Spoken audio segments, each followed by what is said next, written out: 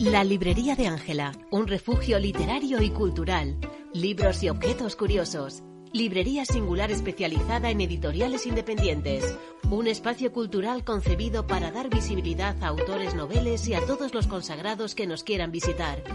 Organización de eventos socioculturales, presentaciones de libros, firmas de ejemplares, recitales de poesía y lecturas de relatos, charlas, coloquios y filandones. La librería de Ángela, un lugar para soñar. Calle de los Herreros 38, Benavente. Síguenos en Instagram. Y vamos a hablar hoy de un libro. Yo creo que no es el primero que Joaquín Posado nos trae de este autor. Claro que llevamos tantas recomendaciones. Joaquín Posado, buenos días. ¿Qué tal? ¿Cómo estáis? Que tenemos que repetirnos de vez en cuando ya. Debemos hacerlo, sobre todo con escritores de tanta valía como Andrés Neumann, porque es verdad.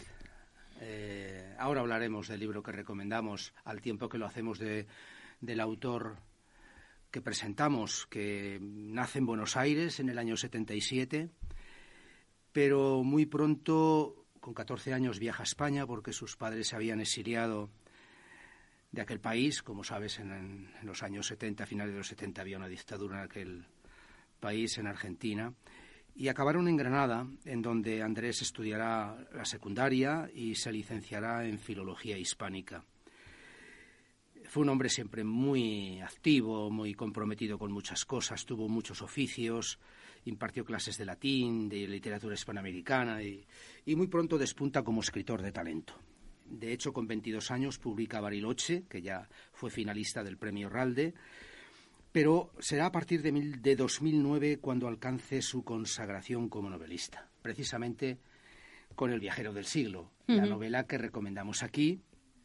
Tengo que recordar que, gracias al regalo que me hizo la compañera de Radio Zamora, Marichu, y es una novela excelente. La recuerdo pero con mucho cariño por el viajero peculiar que protagoniza la historia y también porque nos hace vivir una historia de amor muy diferente, muy original. Bueno, este hombre escribe relatos, es traductor, es poeta, es excelente columnista. Y los últimos éxitos que tiene, en 2018 publica Fractura y el díptico Umbilical y Pequeño Hablante en 2022 y 2024. Y bueno, estamos hoy recomendando su última obra, Hasta que empiece a brillar, que la ha terminado hace unas semanas, en febrero del 25, y la he traído a pesar de que siempre prefiero que reposen las obras, así como otras cosas. Me gustan más bien que pase algo de tiempo por ellas, que se depositen, que precipiten los pozos. Pero bueno, esta vez, habiéndome precipitado, no me arrepiento en absoluto. Me ha encantado, me ha gustado mucho esta novela, con un título muy sugestivo, Hasta que empiece a brillar. ¿Pero qué? La plata que hemos limpiado, los muebles, la vajilla, el cutis quizás. Pero nos lo esclarece el propio autor en la página 185. Dice en un diálogo María con un ayudante: «Pero qué barbaridad, no me lo puedo creer. ¿Te parece increíble que lo haya hecho yo? Lo que no entiendo es cómo haces. Pues nada del otro mundo. Escribo una palabra y me quedo mirándola hasta que empieza a brillar». Uy. Luego entonces ya sabemos algo más. Vamos a hablar de palabras, vamos a hablar de lenguaje. Bien, con este novelón, que es una historia de casi 300 páginas, se me ha hecho corta, francamente, vamos a conocer la vida de María Moliner, la autora del Diccionario de Uso del Español, una obra inmensa que publicó la editorial Gredos entre el año 1966 y 67 en 2 tomos de casi 3.000 páginas en total. Es una obra muy personal, una tarea ingente de más de 15 años de trabajo que se ha valorado precisamente por ser, como decía el Nobel García Márquez, el más completo, útil, acucioso y divertido de la lengua castellana, y el doble de largo que el de la Real Academia de la Lengua. Y también 2 veces mejor.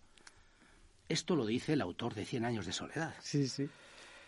Andrés Neumann acomete esta delicada empresa de contarnos la historia íntima de María Moliner con su alta capacidad literaria, que ya tiene probada, como decimos, organizando la obra en 4 apartados que comienzan en 1900, año del nacimiento de María, y se extiende hasta 1975, cuando María ya padecía una enfermedad que le impedía cualquier actividad intelectual. Hay momentos, precisamente, en su formación, muy curiosos, como cuando, por ejemplo, iba a catequesis. Dice en el texto: por muy decepcionante que hubiera resultado su experiencia en catequesis, seguía maravillándola aquello de que al principio había sido el verbo.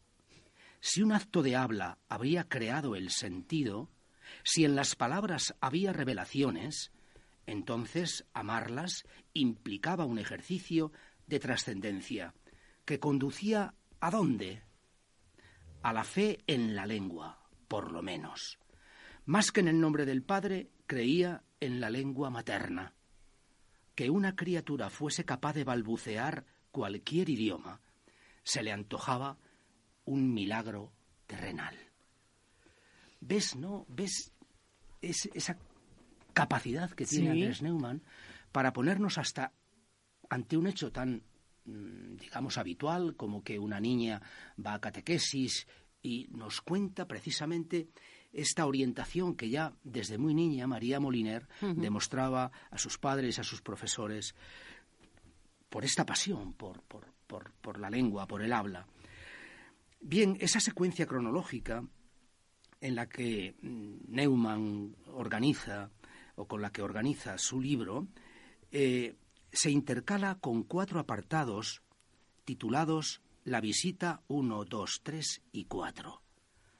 Es el relato de la visita que le hace Dámaso Alonso, en ese momento ya director de la RAE, para comentarle que no había sido aceptada como la primera mujer miembro de la Real Academia. El diálogo entre el poeta y la lexicógrafa que es María Moliner es delicioso, irónico, inteligente, tierno incluso.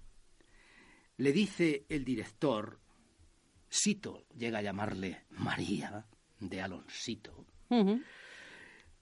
hubieras trabajado muy bien con nosotros, María. Y le responde ella, eso es justo lo que me preocupaba. Le respondió.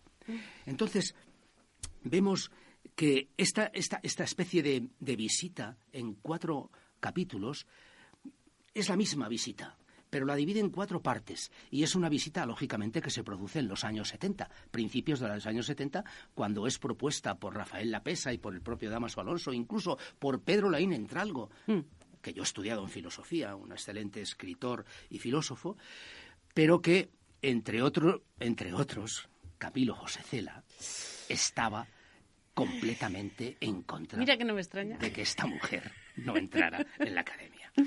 Vamos a encontrar en toda la novela este chispeante ritmo, pleno de humor y de momentos a veces de dolor y de renuncia. No hay que olvidar que esta mujer fue colaboradora de la Institución Libre de Enseñanza. Precisamente sus padres la habían llevado allí a principios, en los primeros años de su formación. Llegó a ser colaboradora con las misiones pedagógicas de la República, directora de la Biblioteca de la Universidad de Valencia, y además le fue encargado el diseño del Plan de Organización General de Bibliotecas del Estado en el año 38, ya en plena guerra civil. Bien, finalizada esta y con la victoria del bando golpista, tanto ella como su marido, que era un catedrático de física, fueron depurados. Perdieron sus puestos de trabajo. Bien, es cierto que más tarde, pues ella había aprobado las oposiciones en los años 20 de archivera municipal, etcétera, etcétera, y acabó incorporándose en un archivo. Bien, esta obra nos demuestra que María Moliner vivió a contracorriente gran parte de su vida, movida siempre por esa pasión de la que hablamos, por la palabra.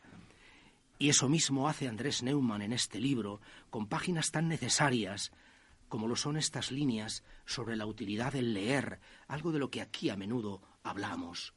¿Cómo no iba a ser útil la lectura, dice, si mejoraba la vida cotidiana, si fundaba una soledad asociativa, si ofrecía más experiencias de las que nos tocaban en suerte, si ampliaba nuestras identidades, nuestro conocimiento del prójimo y nuestro concepto mismo de realidad, si nos permitía comunicarnos con otras épocas, otros lugares, otras lógicas, e incluso hablar con muertos? Además, más que consumir tiempo, pensaba María, leer lo creaba. Bien, como es, tantas veces he pensado en estas cosas y que aparezcan con tanta claridad en esta novela, me ha hecho sentir muy bien, francamente. Esta mujer se mantuvo siempre firme ante la autoridad, muy independiente, muy en su puesto, en su lugar. La propia Irene Vallejo, cuando ha leído esta novela, dice: amar la exactitud y la plenitud de las palabras es un desafío precisamente contra el autoritarismo. Y si no, mirad, levantad la cabeza, leed periódicos, noticiarios, redes sociales. ¿Qué lenguaje utilizan Netanyahu, Putin, Trump o nuestro Abascal? ¿Le entiende alguien algo? ¿Son fieles precisamente al rigor de lo que significan las palabras que usan? Nunca. Nunca. Por eso deberíamos tomar nota y, por favor, lean esta novela. Les va a hacer mucho bien y, además, les reconciliará con la especie humana. Lo necesitamos. Pues vaya recomendación, Joaquín. Primero porque María Moliner, sin duda, necesita ser recordada, rememorada y recibir todo el cariño que merece su trabajo y su perfil. Y porque Andrés Neumann nos lo cuenta así de bien. Así es. Que a veces, no os lo perdáis. Que a veces no es fácil. Muchísimas gracias. A vosotros. La librería de Ángela, un refugio literario y cultural. Libros y objetos curiosos. Librería singular especializada en editoriales independientes. Un espacio cultural concebido para dar visibilidad a autores noveles y a todos los consagrados que nos quieran visitar. Organización de eventos socioculturales, presentaciones de libros, firmas de ejemplares, recitales de poesía y lecturas de relatos, charlas, coloquios y filandones.